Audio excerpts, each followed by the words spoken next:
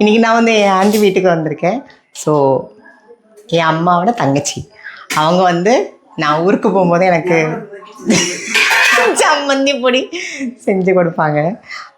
Anti എന്തൊക്കെയാ വേണ്ടത്? തേങ്ങ,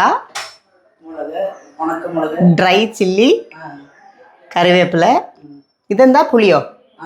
പുളി, கொஞ்சம் பெப்பர், ராக் சால்ட். ഫസ്റ്റ് என்ன பண்ணணும்? എന്താ ചെയ്യണ്ടേ?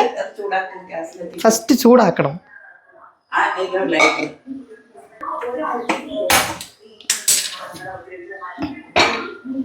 പാൻ கொஞ்சம் சூடானதுக்கப்புறம் ஃபுல் தேங்காய். இது எத்தனை தேங்காய் ഉണ്ട്? 2 தேங்காய்.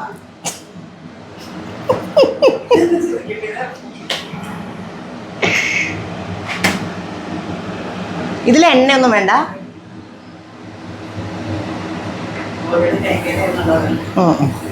ஓ ஓகே, ஆல்ரெடி தேங்காயில் எண்ணெய் இருக்கிறதுனால இதுக்கான எக்ஸ்ட்ரா எண்ணெய் எல்லாம் சேர்க்க வேணாம்.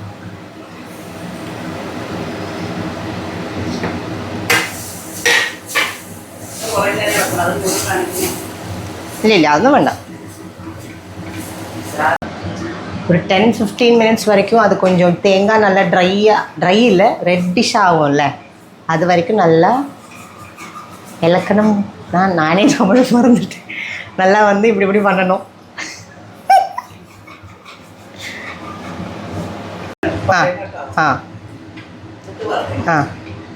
இப்போ ஒரு 5 மினிட்ஸ் வரைக்கும் ஆயிருக்குன்னு நான் சொன்ன அந்த ரெட்டெல்லாம் வரல.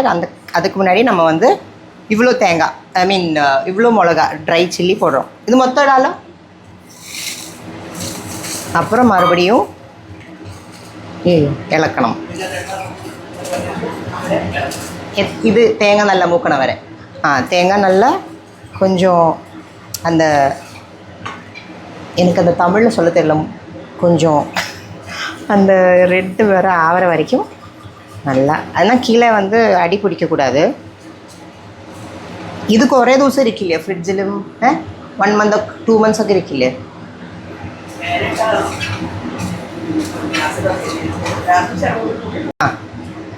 இப்போ ஒரு 10 மினிட்ஸாக நம்ம எப்படி கோகனட்டை ஃப்ரை பண்ணிகிட்ருக்கோம். இப்போ இது ஒரு பெப்பர்,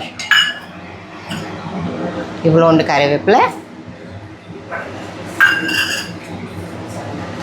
இது ரெண்டும் நல்லா மறுபடியும் ஃப்ரை பண்ணிகிட்டே இருக்கும். ஸோ ஒரு 10-15 மினிட்ஸாக இது இந்த ப்ராசஸ் போயிட்டுருக்கு. இப்போ பாருங்கள் நல்லா ட்ரையாக ரோஸ்டட் ஆகிடுச்சு. இது ஒரு 15-20 மினிட்ஸாக இப்படி நாங்கள் ஃப்ரை பண்ணிகிட்ருக்கோம். ஸோ ஒரு ப்ரௌன் கலர் ஆகிடுச்சு. இப்போ இந்த நேரத்தில் இவ்வளோண்டு புளி, உப்பும் சேர்க்கட்டை. சரி, இப்போதைக்கு புளி மட்டும் சேர்த்துட்டு மறுபடியும் கொஞ்சம் நேரம் ஃப்ரை பண்ணுறோம். இன்னும் கொஞ்சம் கூட டார்க்கிஷ் ஆகிற வரைக்கும் ஒரு 5 மினிட்ஸ் ஐ திங்க் மறுபடியும் ஃப்ரை பண்ணணும். சரிங்களா? இப்போது பாருங்கள், ஒரு 5 மினிட்ஸ் ஆயிடுச்சு. நல்லா ரோஸ்ட் ஆகிடுச்சு. அந்த ஒரு ஃப்ளேவர் இப்போவே தெரியுது. நாங்கள் வந்து இவ்வளோண்டு உப்பு, இது 2 தேங்காய்க்கு இவ்வளோண்டு உப்பு சேர்க்கணும். சேர்த்துட்டு மறுபடியும் நல்லா கொஞ்சம் ஸ்டிர் பண்ணிடணும். அதுக்கப்புறம் இதை வந்து மிக்சியில் போட்டு ஒரு பிளெண்ட் பண்ணணும். ஆனால் அதுக்கு முன்னாடி நல்லா சூடு ஆறணும்னு சொல்லியிருக்காங்க. சூடோடையே போட்டு நம்ம மிக்சியில் எப்போவுமே அடிக்கக்கூடாது.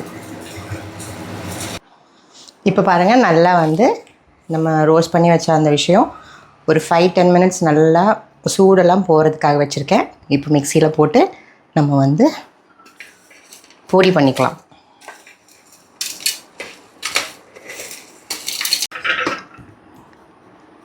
டேஸ்ட் பண்ணி காட்டுறேன். நல்லா காரசாரமான ஒரு சம்மந்தி பொடி ரெடி. இது வந்து இட்லி கூட, தோசை கூட, அப்புறம் ரைஸில் நம்ம வந்து பிசைஞ்சு கொஞ்சோண்டு நெய் ஊற்றி எப்படி உங்களுக்கு பிடிக்குமோ அப்படி நீங்கள் சாப்பிட்லாம். ஸோ இதுதான் எனக்கு பிடிச்ச ஒரு சம்மந்தி பொடி ரெசிபி. ஸோ சம்மந்தி பொடி ரெடி. இது வந்து 1 or 2 months நம்ம ஃப்ரிட்ஜில் வச்சுட்டு ப்ரிசர்வ் பண்ணுற மாதிரி இருந்தால் கேடெல்லாம் இல்லை, கெட்டு போகாமல் இருந்துரும். நான் அதாவது உங்கள் வீட்டில் நீங்கள் எவ்வளோ பண்ண போகிறீங்களோ அதுக்கேற்ற மாதிரி தான். இது வந்து 2 தேங்காய் யூஸ் பண்ணியிருக்கு. இப்போ உங்களுக்கு நிறைய தேங்காய் யூஸ் பண்ணி நீங்கள் கொஞ்சம் நிறைய குவான்டிட்டியில் பண்ண போகிறீங்கன்னா அதுக்கேற்ற மாதிரி பண்ணிவிட்டு ஃப்ரிட்ஜில் வச்சு யூஸ் பண்ணிக்கலாம். தாராளமாக 2-3 months வரைக்கும் ஃப்ரிட்ஜில் வச்சா யூஸ் பண்ணலாம். ஓகே.